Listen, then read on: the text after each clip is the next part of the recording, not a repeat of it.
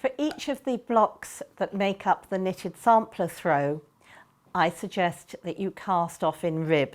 Now obviously this isn't a complete block, but I'd just like to show you, to explain what I mean by casting off in rib. I'm doing a knit one, purl one rib, take the yarn round, and that just sets you up so that you can remember whether you did a knit or a purl last stitch. Because if you're watching television, it might be easy to forget which you've done, which is how I tend to be. So I have to give myself little aids when I'm knitting.